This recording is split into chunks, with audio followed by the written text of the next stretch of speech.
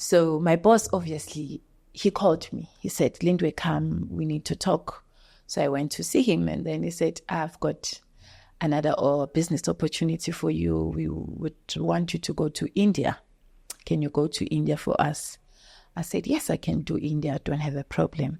So they prepared everything, bought me ticket and stuff, traveled to India, went to India. Fine. I enjoyed myself like I did in Brazil. So now in India, the story was this. I went to India to buy men's suits. I've got a shop in South Africa, so I'm going to buy suits because they've got nice suits there. So the problem with me while I was in India is that on my way coming back, while I was in the airport, what was suspicious, it was my bag, because this time around I was having this very long, big, huge bag because of this suits that were inside. So I was not aware, Oguti, there were police who were just, roaming around just to look around and check if there's anyone who is suspicious of something. So here is Lindiwe with this trolley. I'm busy struggling. This luggage of mine is very heavy. I'm pushing it and I'm losing my steps. Then there comes this police guy. Now I was thinking he's just a nice guy, he's trying to help me. He came, he said, how are you, ma'am? I said, I'm good. In yourself, where are you from? Let me tell you something about India. Those days, I don't know now.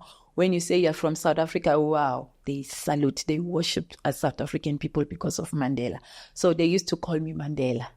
So this guy came, he said, wow, we said you're from South Africa. I said, yes, Mandela.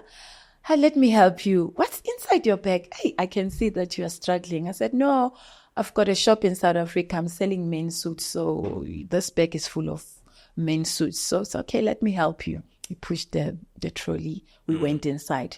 As we were about to check in, I saw another police guy. He came. He said, how are you, ma'am? I said, I'm fine. He said, where are you from? I said, I'm from South Africa. I said, Mandela. He said, I hope you don't mind. We just want to ask you some few questions because, hey, your luggage, man, there's something about this. What is inside here? I said, no, men's suits. In my mind, I was still relaxed. I didn't think that maybe there might be a problem. They said to me, can you kindly follow us? I followed them. We went into their office. When we opened the door, there were 4 police guys sitting. It's like that's the boardroom situation. Sitting there, I entered. They said to me, sit down. I sat down. They said, can you give us the permission? We just want to check inside your luggage. Your suits, man, it's too heavy. Took my luggage, they put on top of the table. They started opening the luggage, and then one by one, checking the suits. So while they were busy doing that, while I was sitting down, this other police guy, he was looking inside me, inside my eyes, just like that. I said, God, what is happening? Now I'm like, blushing. I don't know, should I look at him or should... So he looked inside my eyes. After that, he said, ma'am, can you follow me? Let's go outside. We went outside, me and him. He said to me, how much do you have? I said, how much do I have? What kind of a question is this one? I was asking myself inside. I said, should I answer? What is it? He said, ma'am, how much do you have? Because we know what you have inside that luggage. I said, wow. Am I in trouble? Would be stubborn. Let me cooperate here. I said, please say, give me some few seconds. Let me check inside my wallet. Checked. Fortunate enough, I was still having $1.5. Checked. I told him, I said, I've got $1.5 in my wallet. He said, okay, I'm coming back. He went inside. He went there. It took a while, before coming out. He came back to me. He said, you are very lucky. I went inside. When I went inside, everybody was just pointing. It just said, you are very lucky, but next time don't try us. They closed my luggage. I went out. You know why? You know what? I was supposed to make a decision there and there and say to myself, Lindiwe, it's a game over now, because I was nearly closer, to be arrested. And what I used to do in all this trips that I used to do, I would research, I would Google the jails. Every country that I go to, I check the jail. I checked the jail, their jail in India. Oh, it was terrible, it was horrible. I said to myself, you know what? I was supposed to stop there and there, but because of, I'll tell you something, Justice. I would say, there was this spirit that was behind me, that was pushing me. I don't want to lie to you. I had all the signs. God was really showing me that, this thing that you are doing, my daughter, there's danger in it. But because of this spirit, this demon, I couldn't listen. My eyes were like blind. My ears were blocked as well to hear or to see the signs. What happened is that, okay, I bought it. I came back to South Africa successfully. They paid me as usual. Life continued as like Lindy was laying around, showing off, to get my point. So my boss, he came back to me again. Same place. Lindwe, can you go to India? What I'm trying to say is that we really need to be careful because, God loves us. I don't want to lie.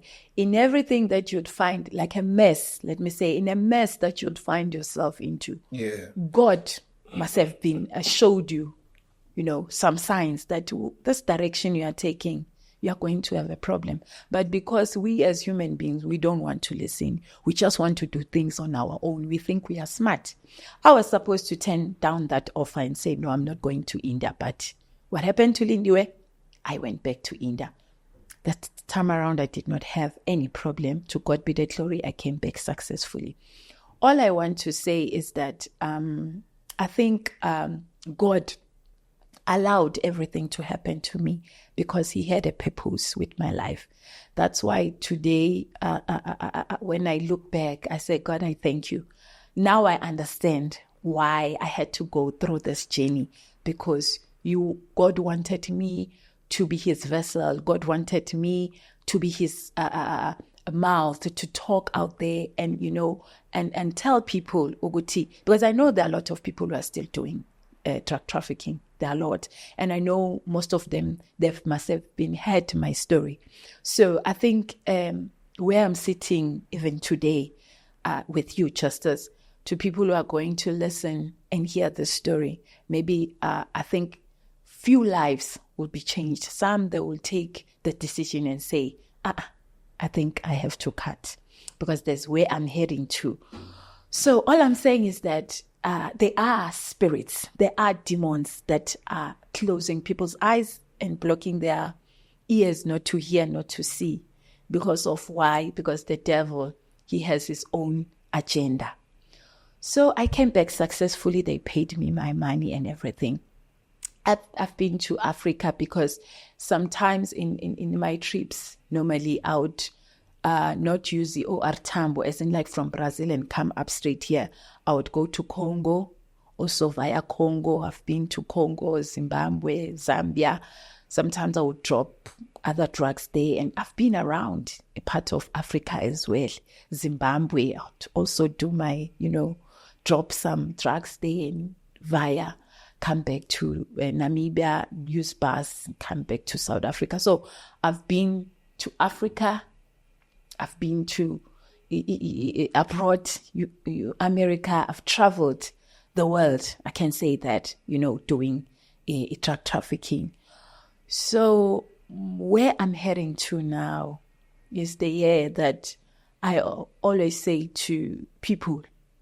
And when I say this to people, some people, they say, but Sister Lindiwe, how can you say that? I say, yeah, I thank God for year 2012. That year transformed me. That year changed me. Because hadn't been, if what happened in that year did not happen, I wouldn't be alive. First of all, Lindiwe Mdlalo say, I was moving in a very, very fast lane.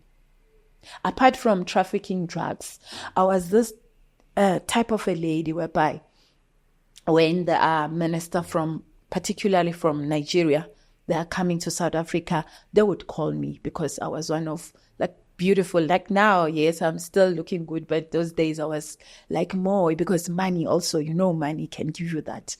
So they would call me that we've got, special guests that are coming. So can you please organize beautiful ladies, would go to Sentin. You just sit around with those big men, rich guys, just to sit around with them. Nothing much they would pay you. So I'm trying to show you the kind of lifestyle that I was living, and yet I'm coming from a Christian background. I don't know why today I'm being like more of, and I don't know, preaching or what, but I think there are people who are going to be saved from this.